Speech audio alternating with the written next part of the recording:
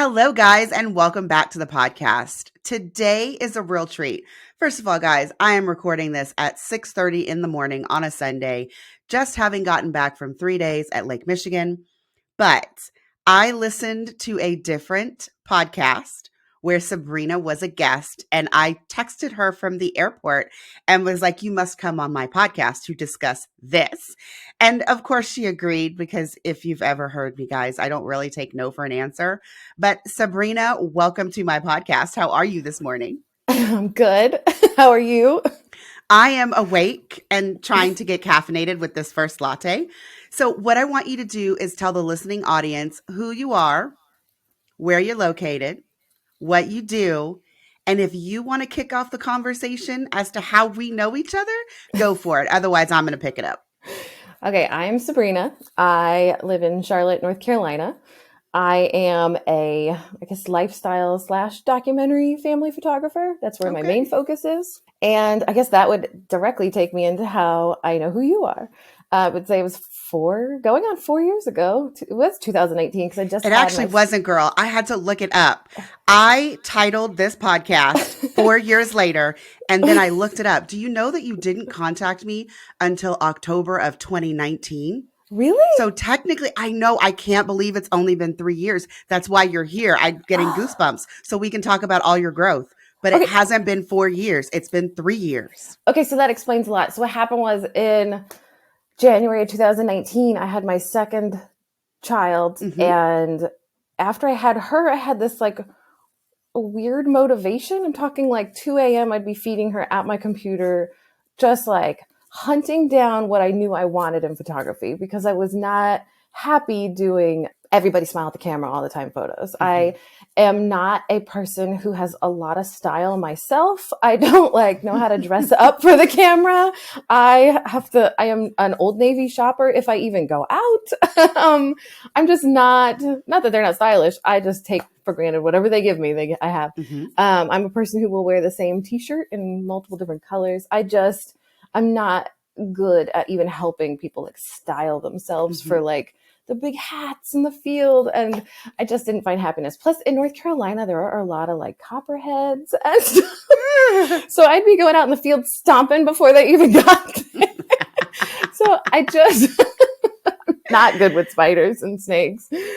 So yeah, also that stress of, because the seasons that most people get photos is fall, which here it becomes a rainy season. So you'd plan that day of mini sessions and then it would rain. And I hated the stress and anxiety, which I have a lot of, or did after a lot of therapy, that of rescheduling all those days to another day. And then you'd wait to the last minute. It was a lot of stress of making everybody smile at the camera. A lot of angry parents making 2-year-olds smile, which we know they don't do. So back to 2019, I was in this mode of trying to figure out exactly putting to camera what I wanted. Because everybody loved the photos I took of my older daughter at the time, because she was just she was used to being in front of the camera. I just had it out, I was hobbying for a long time. Everybody loved those photos, but that would be her eating a popsicle with it just goopy on her face and dirty, right? Our kind of photos, yes. Those are the best photos. Everybody liked that, but paying someone for you to look dirty is hard to do. So I was like, how do I get people, right? Paying someone to make you look dirty. Oh my God, Sabrina, continue. When you invest in photos, you just see smiling at the camera, photos. So I was I found this. So late night, I would be online looking up what I wanted to do. I just couldn't put words to it. And I found this other photographer. I think she's in California, and she did amazing work. It's very artsy. Now knows how to dress people. And it's beautiful, but she would take that traditional style, but not have them smile at the camera. So I was okay, so she found some fusion. How'd she do that? And your face appeared as I was someone who had worked with her or something. And you didn't look like all the other photographers. And I could tell by the way that your photo was edited. And this does sound crazy, but I was I felt okay, wait, this woman seems like someone I would get. It sounds crazy. And so I clicked on I think I had copy and pasted your name into Google, and there was your website. And I was oh, that is That's how what I want my photography look. Right. Like you had people in pajamas doing giant laughs and making coffee with babies hanging off their arms. I mean, like it was just. I know what picture you're talking yeah. about.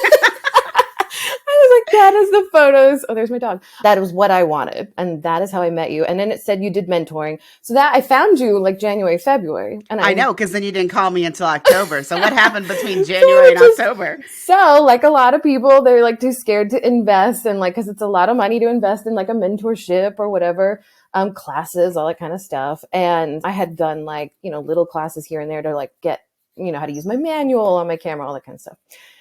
And so I think I finally, like, I would try to like, I didn't know how to ask people to just let me come into their homes, and I would try to explain it and no one would get it. You know, I'd offer free sessions.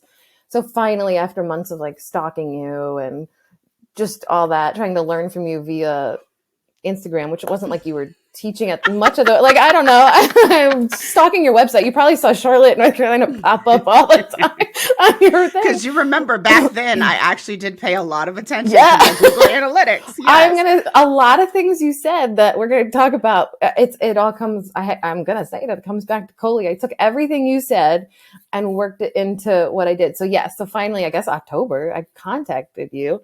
I think I even said I've been stalking you for like almost a year for now. A long time.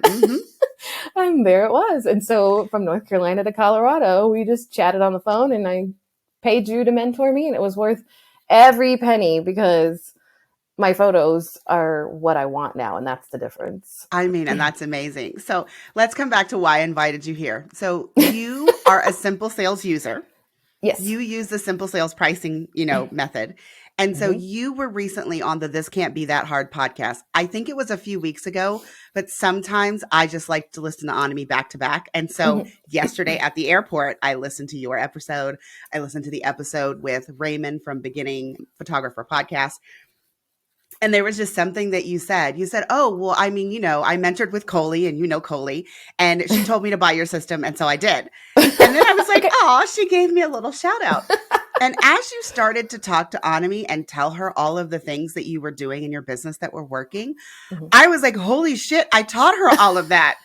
I told her to do all of that. I don't know why, Sabrina. It was just, I think, the first time that I'd ever heard someone on a podcast basically say all the things that I told them to do and that they were actually doing them and that they were working. Because if anybody in the listening audience is a mentor, you know that you can only do so much to get your students to be successful, to get them to do the things that, you tell them to do. Because sometimes we get a lot of pushback.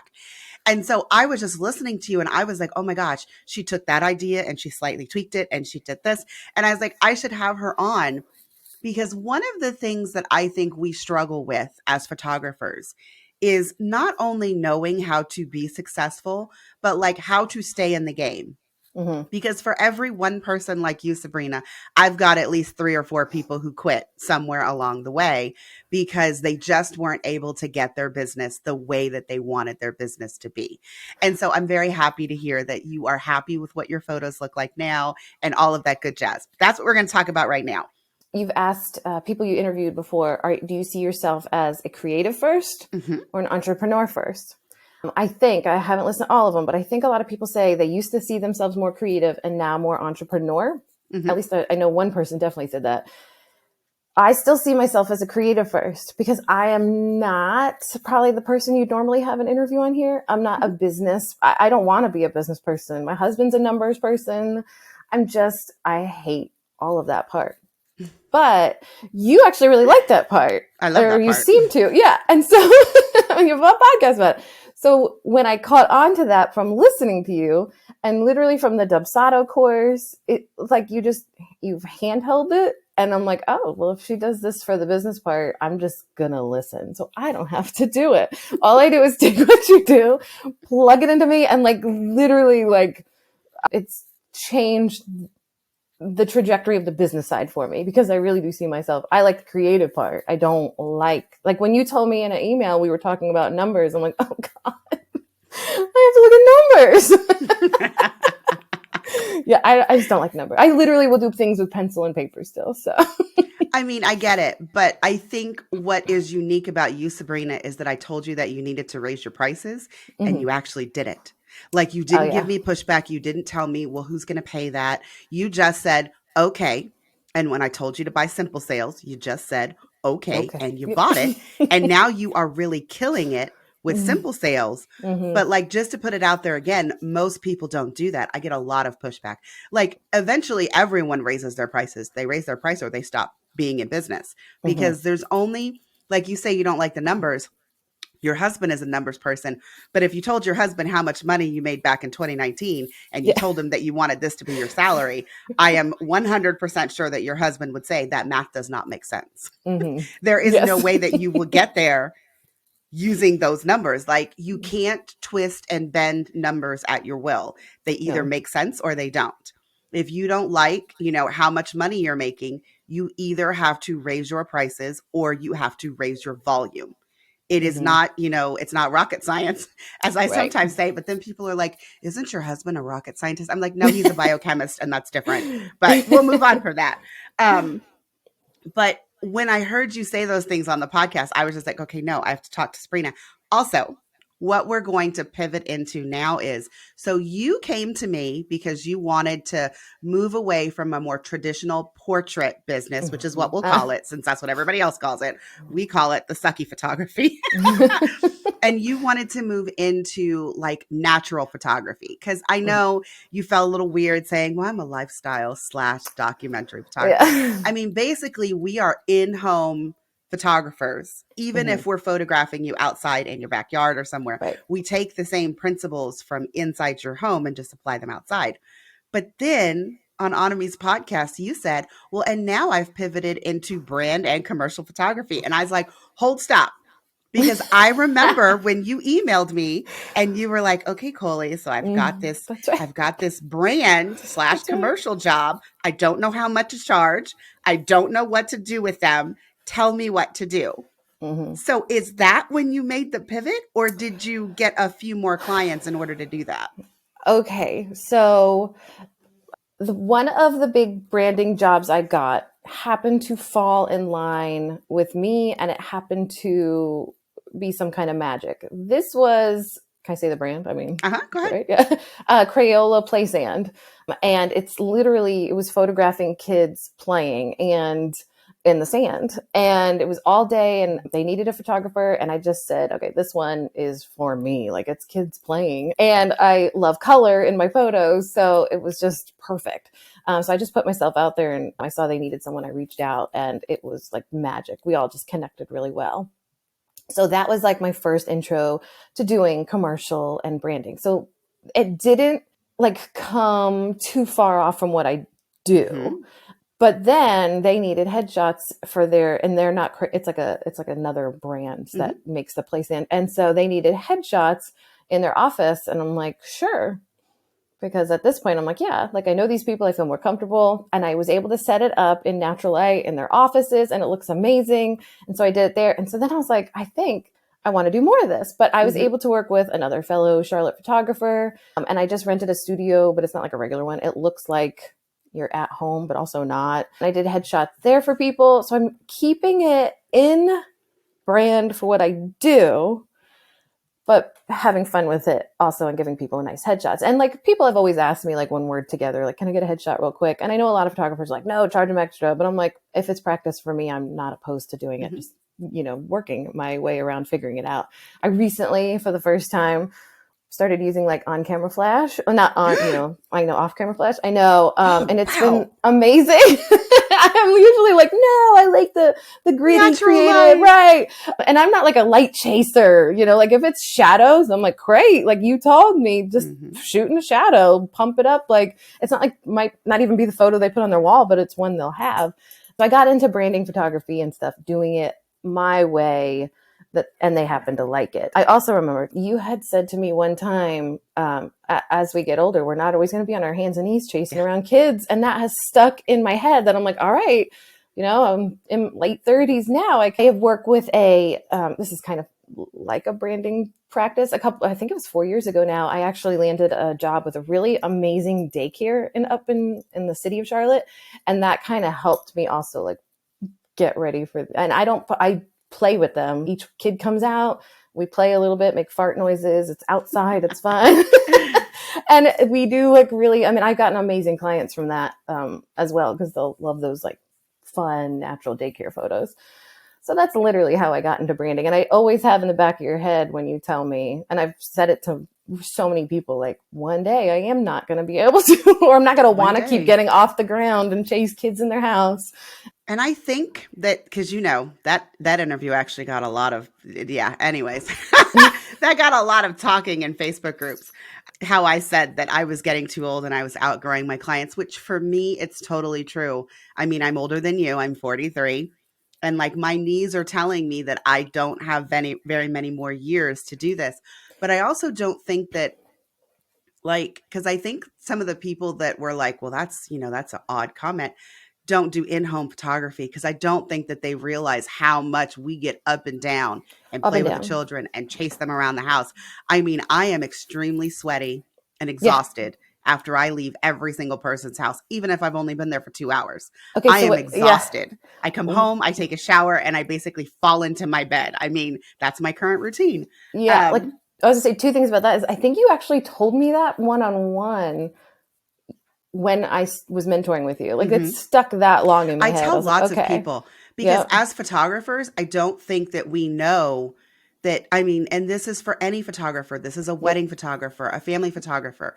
Like, I don't see you doing this in your 60s. Maybe you do, but I don't. And I want everyone to have a plan for what they're going to do to continue to make money. Now, if you tell me that you're going to do it until you retire, and you've actually been putting away the money to be able to retire at 50, 55, whatever that golden number is for you, bravo. But everyone should be thinking of the longevity of whatever creative, offer services they currently have, to know whether or not you will still be able to do this until you retire.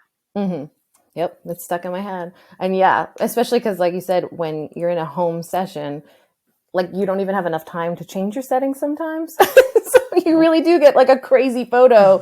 And sometimes I just turn those into weird little artsy things. And because you just don't have enough time. But after I leave like every of those sessions, it's like therapy to me. I love it.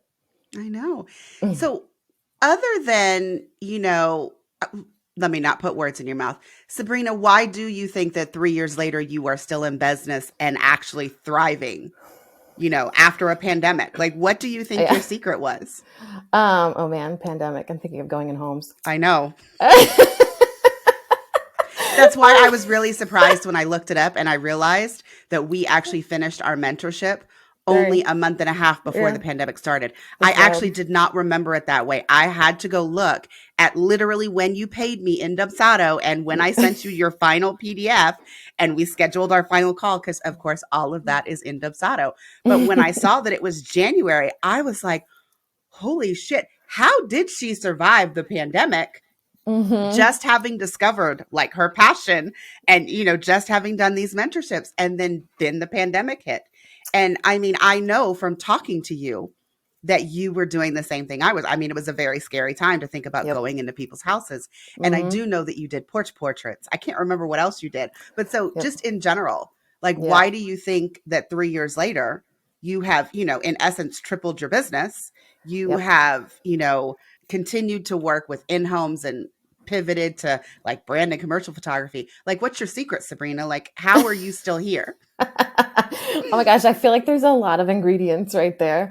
I would say one was listening to you, because at first I was like, oh gosh, I'm not going to be able to do what I want to do. Literally, the tagline on my website before the pandemic hit was "Let's stay home."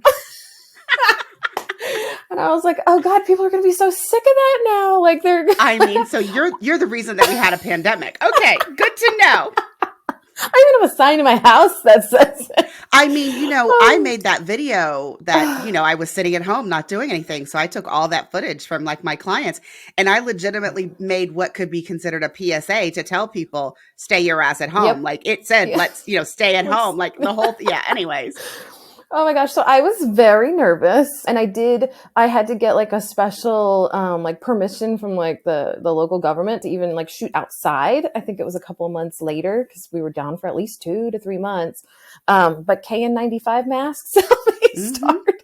So I did do like some senior sessions outside, and I did and I would do backyard more photos. Okay. That kind of thing. So stayed focused on what I wanted because I knew it wasn't going to be forever. I just had to keep believing it's not going to be forever. So I just stayed focused on what I wanted. So I would just really push, like, let's just go play in your backyard. Like, that's okay.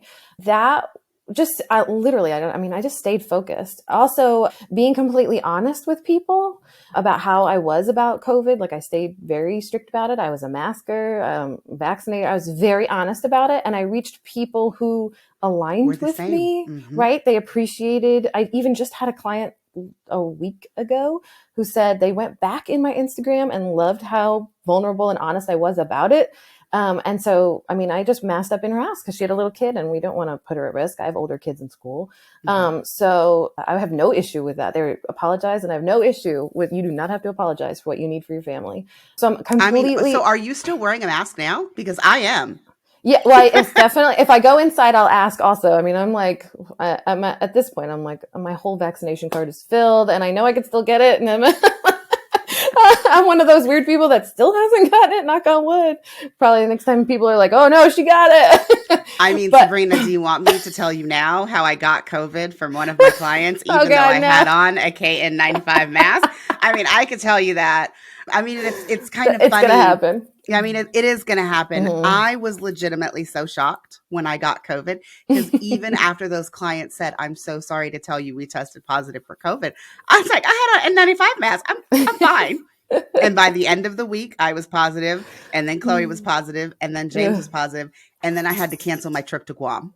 So, I mean, mine had like a really shitty ending, but it's fine. I mean, now I'm like, we've all had COVID, whatever. But I am still wearing masks in people's houses. And it's not really for myself at this point. It is still that I want to make sure that I am doing everything to protect my clients, because at the height of the pandemic, I was only going into people's houses one time per week, like one client per weekend. I would test the next week to make sure that I didn't have it before I went into someone else's house. And like now I'm back to doing, sometimes two, three in-home sessions on the same weekend.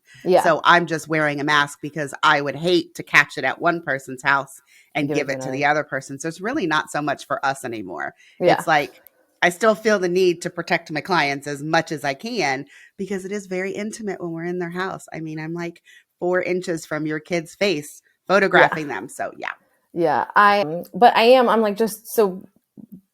I'm just honest. I am vulnerable. I'm not going to lie. I used to have a lot of anxiety. I mean, it took me so long to even reach out to you, as if like, I guess, imposter syndrome type of thing. But I just believe in being really honest. Like, my husband even tells me sometimes I have to calm down on honesty with people because I don't know. I guess that whole, you can't handle the truth. I just believe in being really honest as I can. Sabrina, can you quote the whole A Few Good Men movie? Because listen, I just realized there's another reason why I love you. Like when you were talking before and you were talking about, smile at the camera. I hated it. I mean, I'm like nodding my head. Yes, yes, yes. This is why you're like the perfect student for me. And when you just said that line from A Few Good Men, I have to admit, like I wanted to jump through the screen and give you a kiss. I used to be able to quote that movie from beginning to end. So funny. Every single person's part. So yes, I was completely vulnerable and honest with everybody. I still am. And the way I reach out to my clients is I'm just so honest with everybody. I don't know. I just put myself out there. I follow the business rules with the Dubsado plan you gave, or, I paid for, and economy. I just, there's little tweaks I've done here and there because it's just, different things work for different businesses. But so honesty, telling people. And it's funny. So a client I had last weekend, it was one of those like dream clients where everything just like, they were like little creative soul energies themselves. She was really nervous about going into it. And I kept saying, like, I honestly promise you, I am just having fun with you in your house, probably talking to you more than anything. And she was nervous. And I didn't even know she was nervous. And finally, when the day happened, she was like, this was like so much fun. Even her husband, who's like a accountant type of, mind, I felt he had a creative soul also. But they were like, wow, we were so nervous and that was so easy. I was with them for 3.5 hours. Oh, Sabrina, that's right? normal for me, right? But for you, that's a really long time. I usually last about 2.5 hours, but this one, they had like a little kid. So you just, you have to give and take. And, a lot of people, when I try to explain, like, I could be with you for hours. Like, I know a lot of people are like, oh God, that's intimidating, but I'm not like photographing the whole time. We're just talking and getting to know each other. And so many people are always like, oh my God, that was like therapy. I was just going to say, like, many times when I leave houses, the husbands are like, listen, whenever she wants to have you back, I will pay. You are welcome in my house anytime. And that's not rare. That's completely normal response from like everyone in the house. Yep. But it was funny. I don't think that I put 2 and 2 together until I talked to you yesterday while I was at the airport. And then I was looking up when you actually hired me. I think that you in particular were not really the impetus for the Dubsado like course, but like people like you were in general, because I feel like when people were coming to me for mentoring in like 2017, 2018, 2019, I felt like everyone was still coming to me for creative things. And then like they weren't continuing and I had no control over what they were doing on the business side. I mean, like I told you, I tell people to raise their prices all the time and people like kind of let it go in one ear and out the other. Like they don't do what I tell them to do. And so I think what I finally realized was, I feel like people don't need the creative from me as much anymore, but they really do need me to tell them what to do with their business. And I used to, give people advice on pricing all the time. And then Anami came out with her class and I was like, oh, I don't have to do that anymore. I can just send them, hey, you should use Simple Sales and like basically walk away, because she was doing like the selling for me. She was telling people, your math doesn't make sense. This is how much you need to charge if you want this much money. And so it kind of took the pressure off of me. And I was like, okay, so if I have like this partner in crime now that I can just be like, listen to her, she will make you profitable. I was like, what else can I do to make sure that photographers are in it for the long haul? And I was like, everybody needs systems and nobody gets them. So, I mean, basically that's how the Dubsado course was born. I was like, I need a way to make sure that photographers survive and that they don't continue to sell $300 and $400 sessions and never become profitable. And after, 2 or 3 years, they just close their business because they can't see a way to make it work.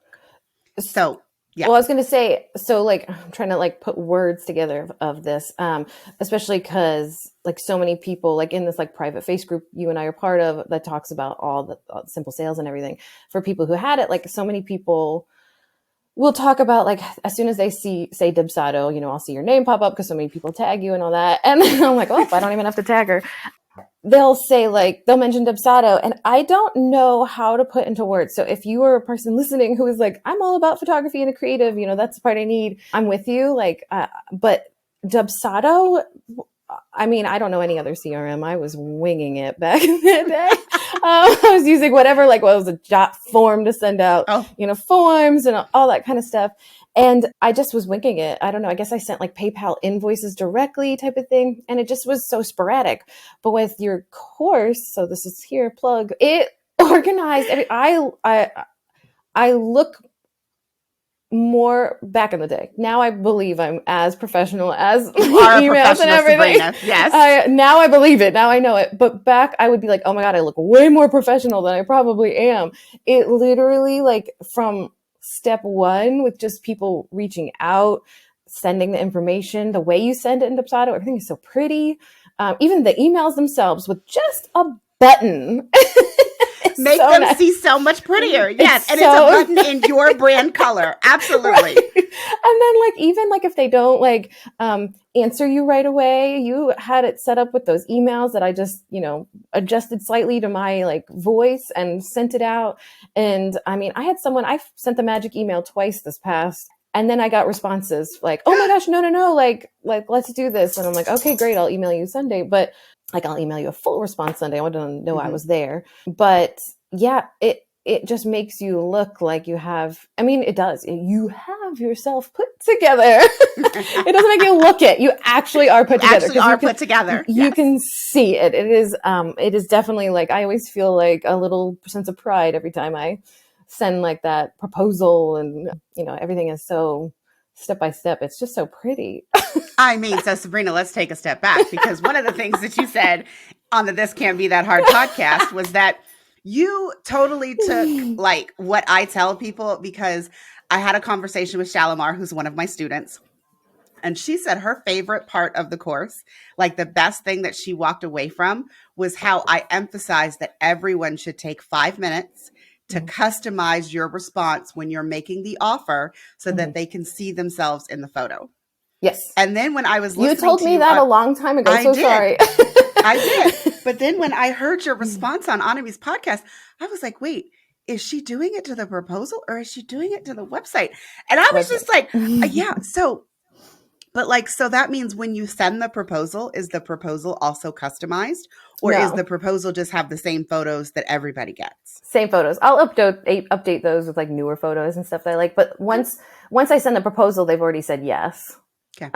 So then they can see all the other families. So for anybody who doesn't know, what happens is when someone reaches out to me, I don't get on the phone with them. I will tend to like stutter and not sound as professional as I like looking on Dubsado. I don't actually always look this put together. I hop on. It'll be like, so say like I get an inquiry, I will look their name up on Facebook and see what their family looks like. If they don't mention like who all is in their family, I will do as much snooping as I can to get to know that they are a real person. You just never know. We do go in people's homes. You know, Google gives you everything, in Facebook. So not everything, but I just look real quick to see like if they have 2 kids, say it's 2 little girls, you know, I have a website sales page that's like a hidden page.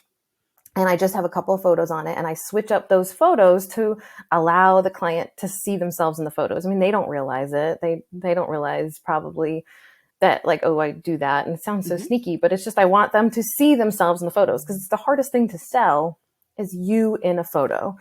I mean, I know this like firsthand, because I will see photos, beautiful photos of women in fields with those dresses. And I do not feel like one of those women. Like, you can't sell me on that, because I can't do it. I'm not a good actor. I won't be able to pretend. I'm just not that person. So, but you sold me your photos. Even I want, you know, people to come in my house to take photos of me like that. So I go in a hidden sales page. I quickly change those photos, and I pull that up, and I make a Vimeo, like, you know, my little face is on there, and I have the screen up, and I just talk them through the sales page. I reach out to them, each person individually. So if my husband gets home from work and I've been outside in 90-degree heat with a red face and my hair's all a mess, I will still hop on and show face, because I mean, that's my business. I want you to feel comfortable with being yourself. Right? Like, I just want you to be yourself in front of my camera. Even if we do more traditional, I will still do a traditional outside photo. I am not opposed, you know. Oh, see, no. Yeah, well, I know you. But see, I don't really do those field ones or anything. I'm more like up in the city of Charlotte. We have really cool, funky spaces, and people will still be themselves, and I'll still get them smiling at the camera, but it's not as much posed. It's just kind of playing uptown. I like all the art scenes up there. Any excuse to get up there. So you rarely. I actually just went on I found this like beach on a lake in North Carolina, and it was awesome. I was all about. Nice. But those clients I'd worked with lots before, so doing traditional photos are easier when they know. So much easier when you already know them. And I tell my clients that all the time. No, if you want like traditional photos in front of the Flatirons, I will take them for you. It will be a 30-minute session, not 3 hours. Yeah, that's how it is. We will go. We will get the photos, and we will be done. Like, if you want me to do that for you every other year, every 2 years, I'm happy to do that. I just refuse to do that for every single one of your sessions. Because if you want that, there are plenty of other people in Colorado that will be happy to take those photos for you. I am not one of them. I am not scared to give someone else's name out. Yeah, no. If I don't feel like it's a good fit, I will definitely give them names for photographers that are a good fit. Yeah, 100%. So I send them a video, and like I said, it's to each individual person, because I want them to know I'm there for them. I'm not going to stop saying the word therapy, only because I've started focusing on therapeutic photography, because I'm going to start using that in the next year to reach out to people. And I don't mean photographers. I mean like regular people who should get into a creative mindset sometimes to help themselves. And I feel like sometimes my photo sessions like completely open people up. I'll probably one day next year, I'll talk to you about this on your podcast. Yes, that would be awesome. I plan on having a bigger thing about it because I just find it really important. So it's just after so many sessions, people have told me like therapy. And I'm like, oh, this is great.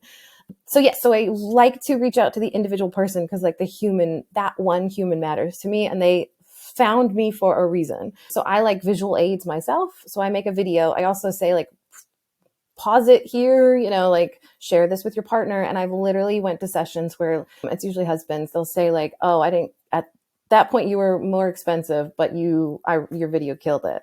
And I literally looked a hot mess in the video. I mean, but like we show up at people's houses. Like, did you see that reel recently? There was one on Instagram where someone was like, how do you show up to your sessions? And it was like, really put together.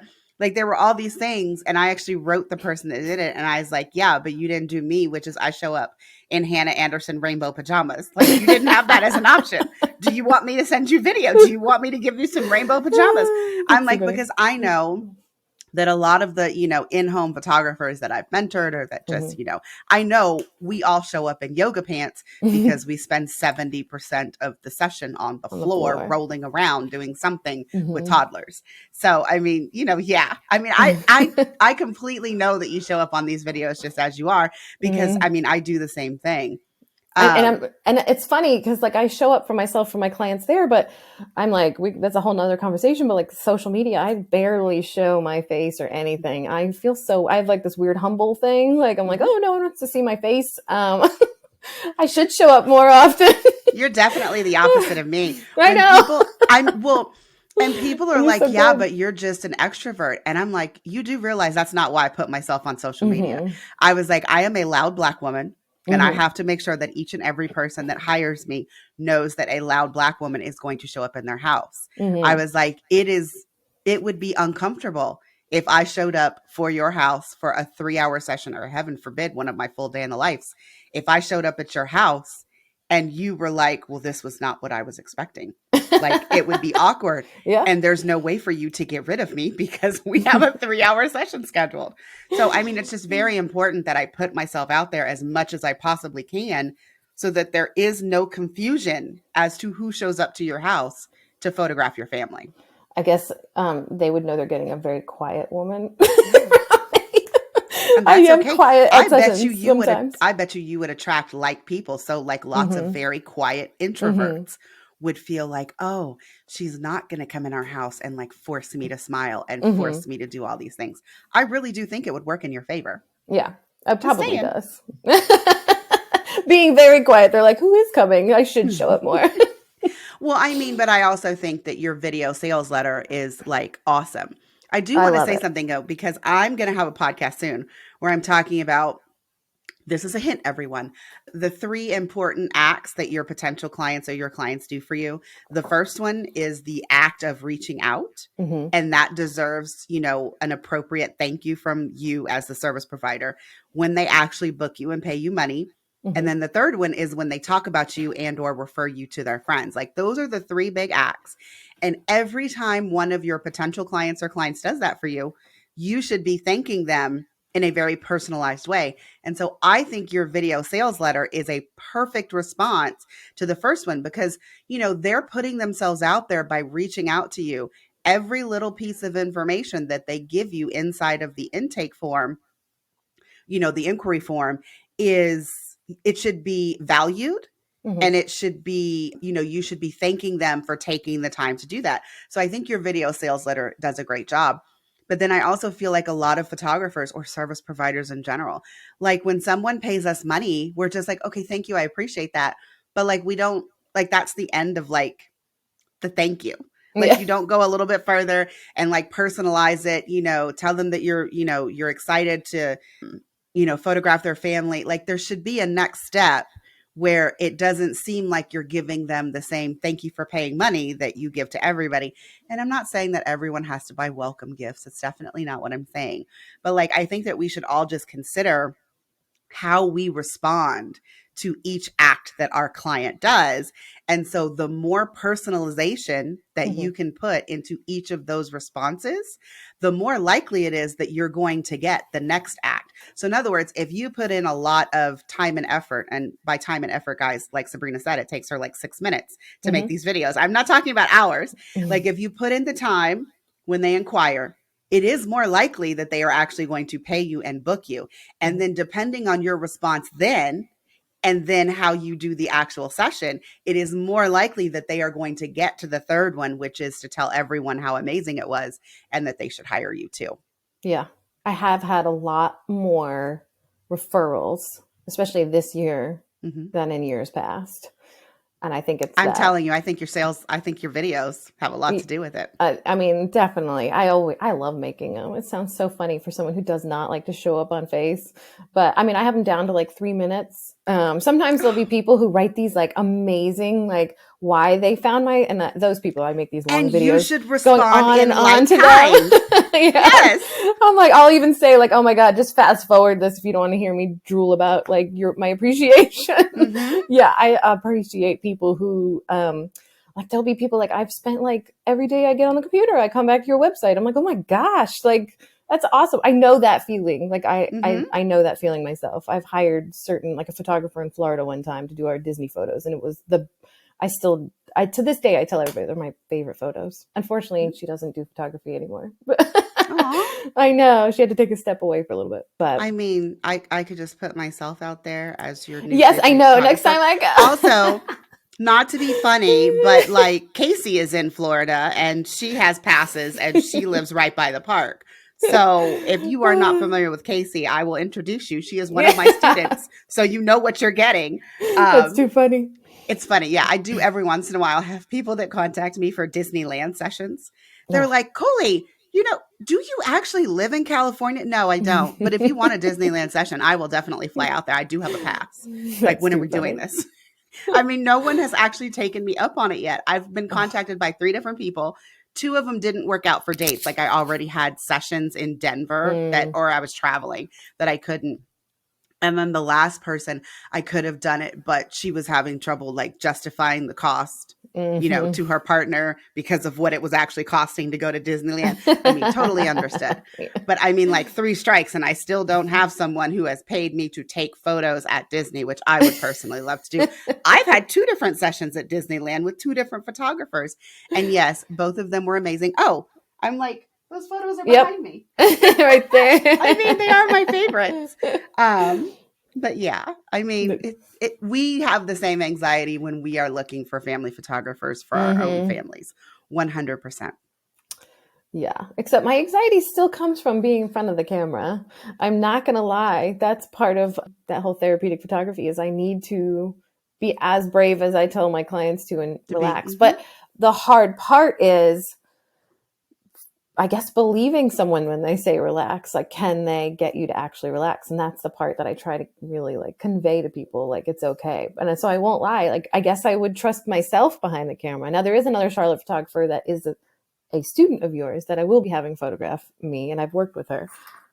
So yes, I look forward to, and I'm going to use her in the winter. So to let her, like, I also feel like if you're a photographer, don't take up another photographer's time during crazy, like show that they can do like awesome seasons, right? Yes. Aren't you so kind? Yes. I'm like, let's do a January shoot when it's freezing.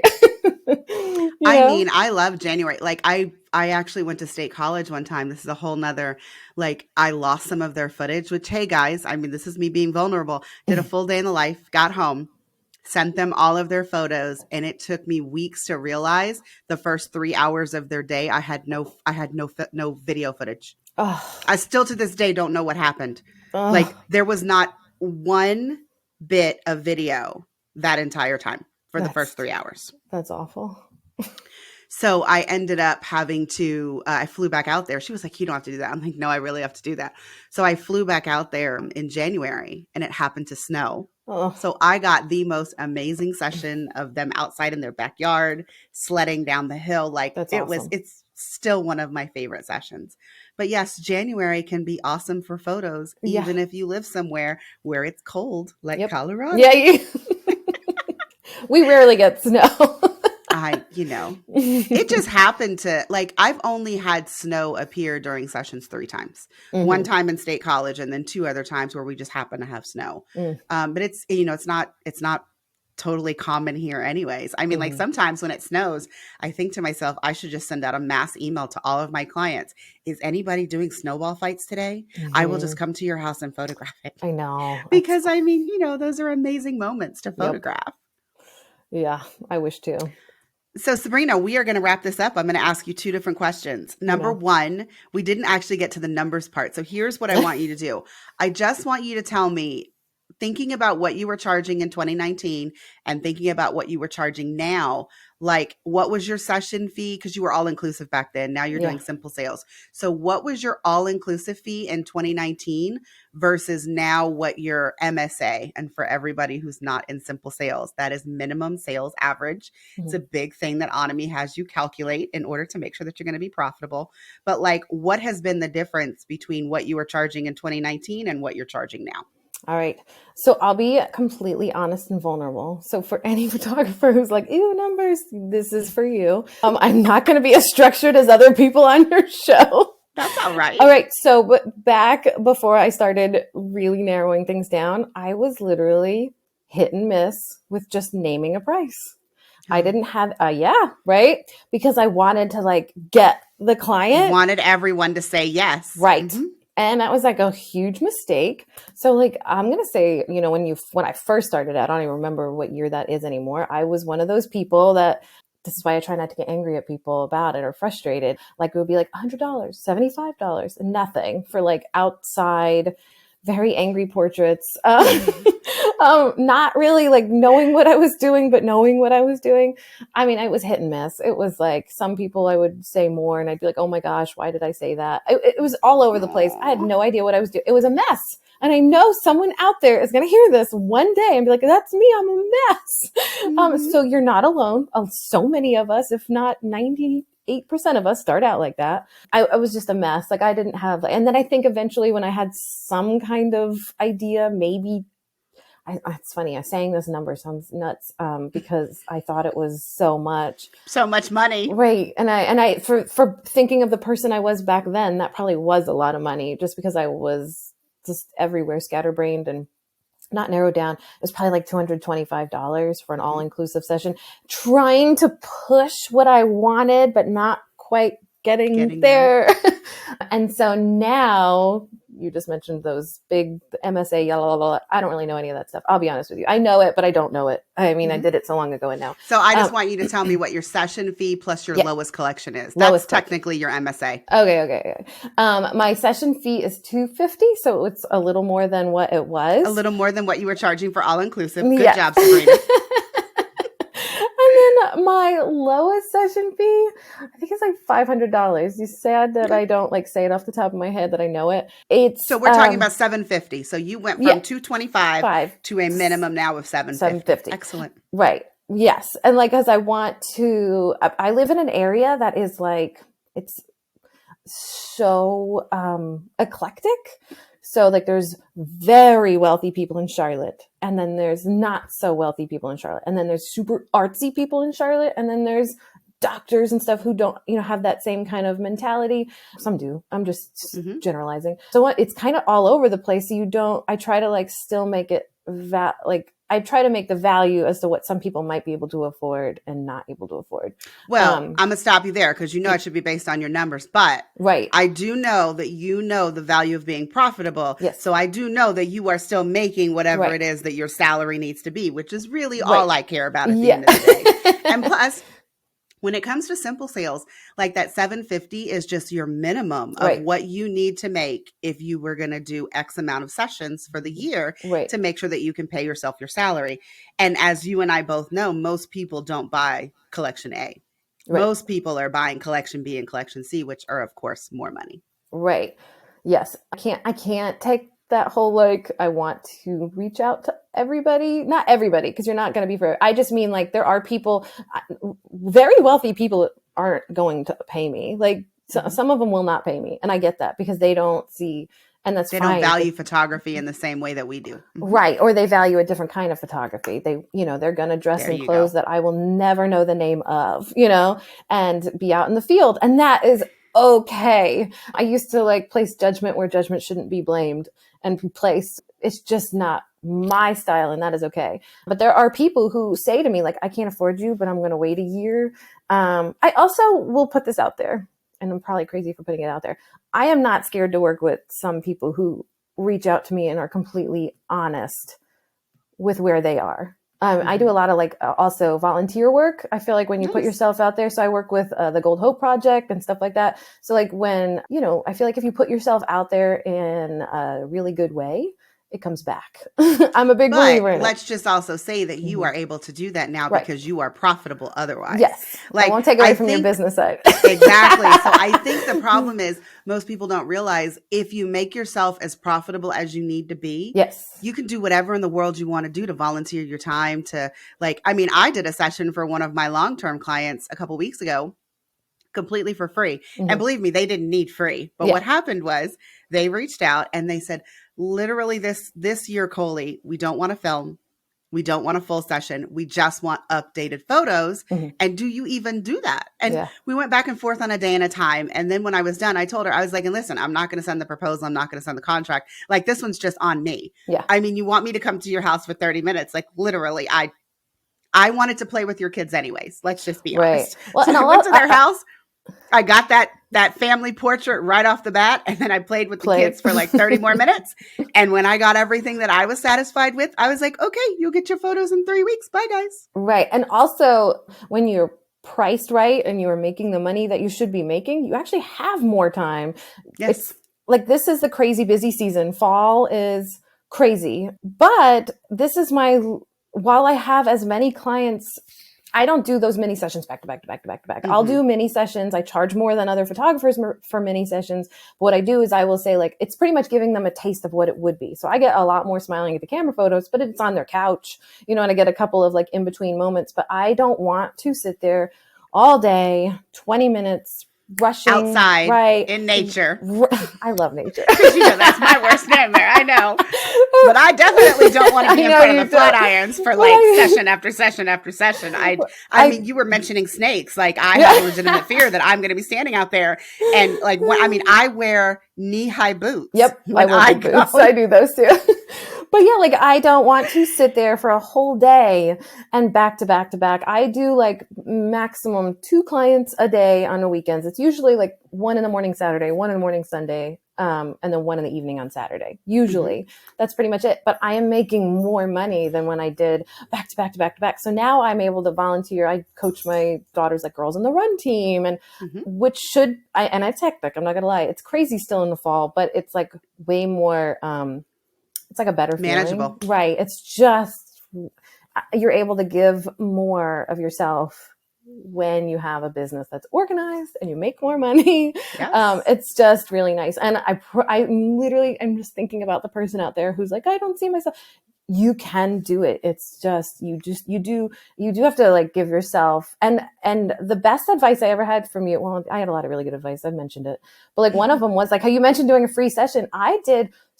What did I do? Like 4 free sessions in the beginning. Those people are still on your website. I went on your website this morning and noticed. That one session is like that really, one session. I mean, that probably got you. You should think about how many people have hired you just because they saw that one session on your website. Because that session is still so good. And I know when I gave you your feedback after you did it, you were like, "Are you sure?" I'm like, "No, like that's going to get you hired." Yeah. I don't think you need to do anymore. That one's going to get you hired. You need more for examples, but like in general, that was the perfect session that you could have had.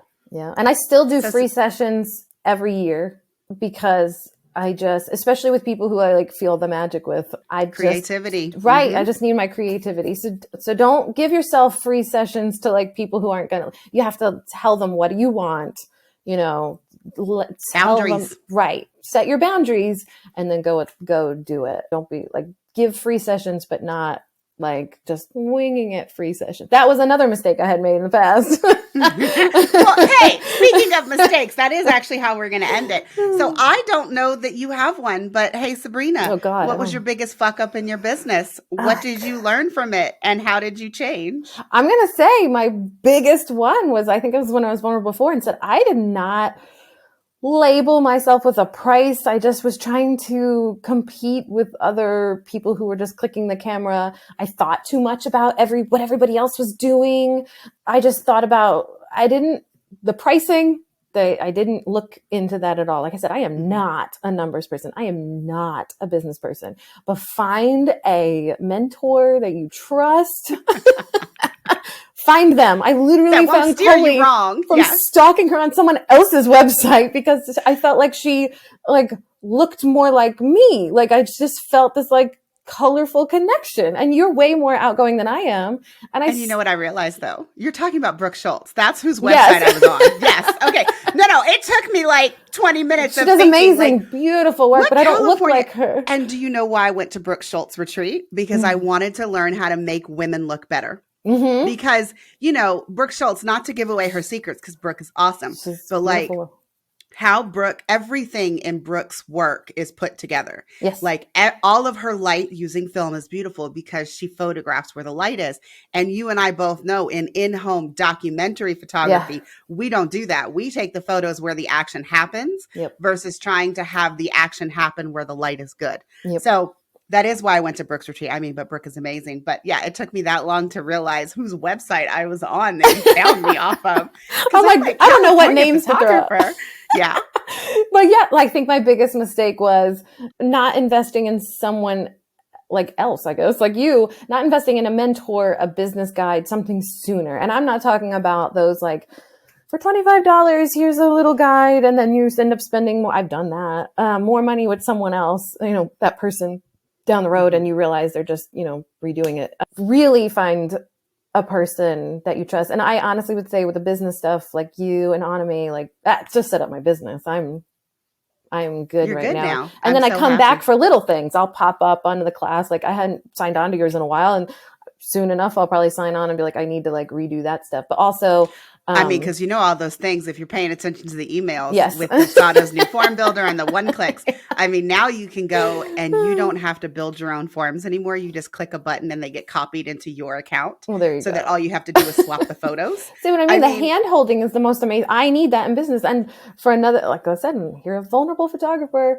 Even when it comes to manual, I am not the best at it all the time. I completely still, and I have an R6, so my screen shows me, and I still get dark photos and mess up.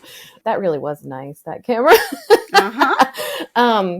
But yeah, so just trying to say I have a camera and going on automatic and pretending I know what I'm doing and charging people right away. Just don't do it. Just invest in yourself. Figure your shit out. Yeah. I got you, girl. Especially the business side. If you have the creativity, that's wonderful. I have that too. I love it. It's fun. But if you don't have the business side, find the hand holding. It's there. Yeah. Find Sabrina, a person. All right. And that's it. Sabrina, I want you to tell everyone where they can find you if they want to find out more information about your photography sessions and also this therapy photography that you're planning on doing in the next year. I am SabrinaJillPhotography.com. I think I'm Sabrina Jill Photography on every social media type of thing, which would be just Instagram and Facebook. What was the other thing? So I'm still in Charlotte. And then I'm focusing on therapeutic photography. I haven't really released anything about it. I'm still doing a lot of studying with it. But in the next year, I plan on just having a creativity something. Don't know exactly how I'm doing it yet, but I have ideas. All right, Sabrina, I'm going to have you back on the podcast to talk about it when you release it. Thank you so much for being my guest today. It was so much fun. And for everyone in the listening audience, that's it for this episode. See you next time.